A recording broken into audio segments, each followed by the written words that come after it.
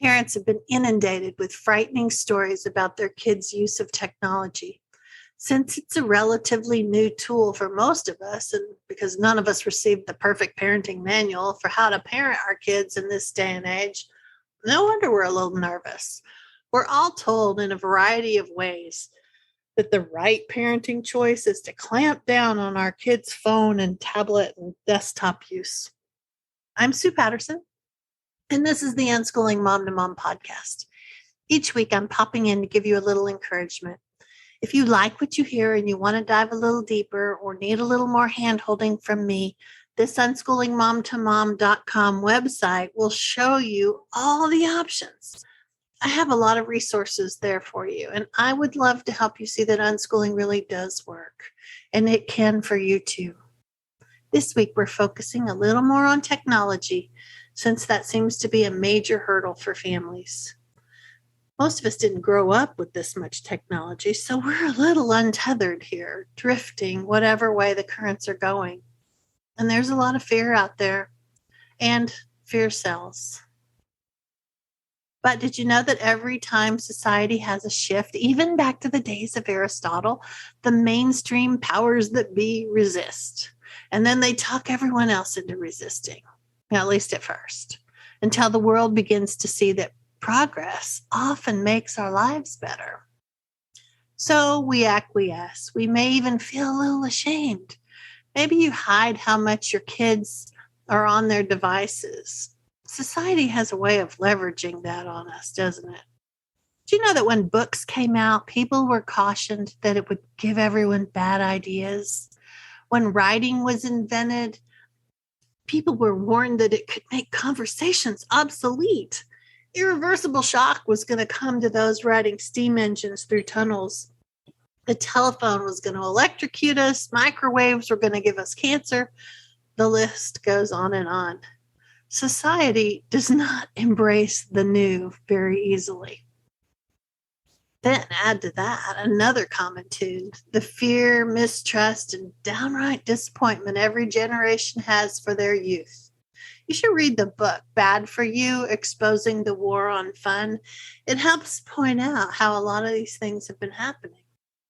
And then a quick skimming of social media will inevitably produce a few kids these days threads. Everywhere you turn, you'll see parents shaking their heads about teens on their phones. Or, it's interesting that the bonding that happens between adults lamenting about their kids' use of technology often occurs while adults are communicating on that technology themselves. So let's bring some unschooling principles into this equation. Above everything else, unschooling parents prioritize their relationship with their kids. That part doesn't change, even as they start to get older and move into adolescence. Embracing our teens' interests and passions offers so many advantages, and that applies to technology too. So let's look at some key points through an unschooling lens, regardless of how old the kids are. Let's embrace what is. Don't hang on to a story in your head of how you wish the world to be. Technology is here to stay. We're not putting that genie back in the bottle. And when we're fearful, we're lacking trust. Parents often say, I trust my kids, I just don't trust the world out there. But that's where our kids live. Let's help them figure out how to navigate tricky situations with us by their side, or at least there as their safety net. You may hear unschoolers say no screen limits, but what is meant is no arbitrary screen limits, no predetermined number of hours or designated times of day for computer access. Life's going to bring limitations. Unschooling families create relationships where partnering and communication is prioritized, so this makes it easier to see what real limitations would be helpful, as opposed to random decisions that don't take into account the nuances and preferences of your child or family. Unschooling is about individualizing our lives, not making decisions based upon the opinions of the public at large. When we put limits on anything, really, we make it more desirable. It's the theory of the forbidden fruit. When we lean in to learn more about what they're doing, it helps us trust them a little more. When we've had limits, we can expect them to hold on tightly and not want to let go. They're afraid we're going to change our minds. So they want to play while they can, or whatever it was they feel they were being deprived of.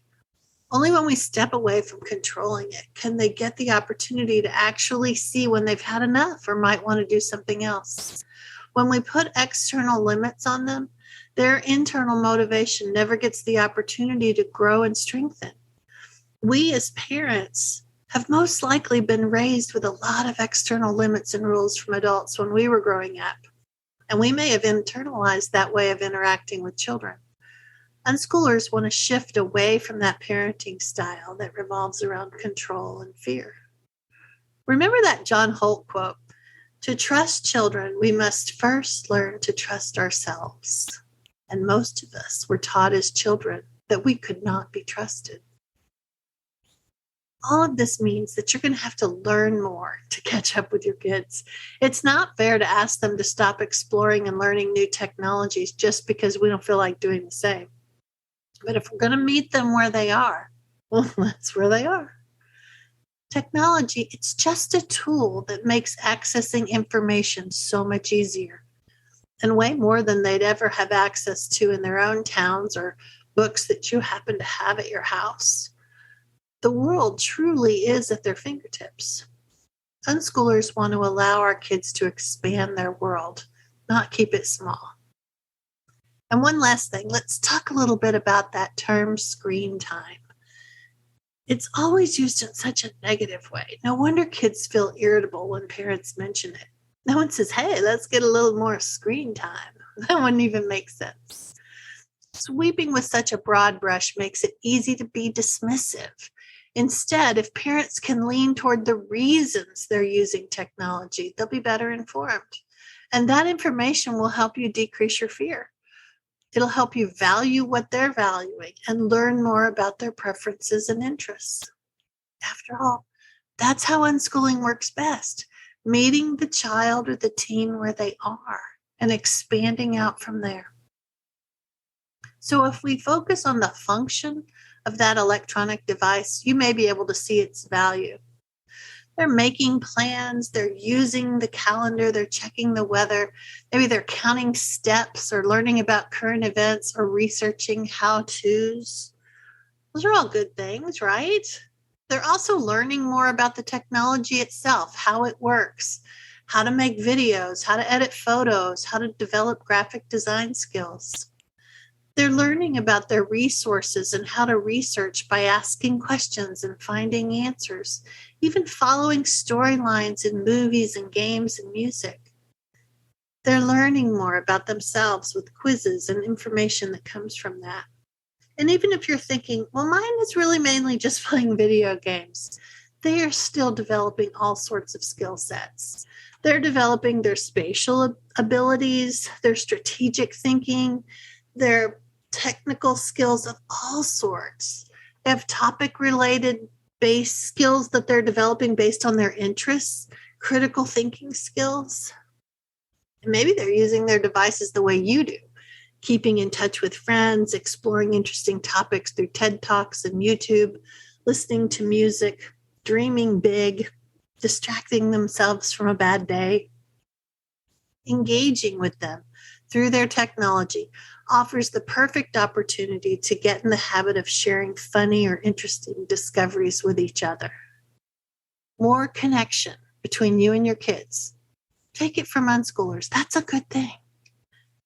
Playing on tablets, phones, desktops offers so many opportunities to learn, even though it may not look that way at first glance. Maybe it's time to show an interest in what they are doing. You might be surprised at how much knowledge they've accumulated. So that's it for this week here at Unschooling Mom to Mom podcast. Leave a comment or share the podcast so that others can realize that they have options too. Not just homeschooling options, but how they interact with their kids. So I'm off to the beach now since the crowds have all died down. Enjoy your families, and I'll be back with you again next week.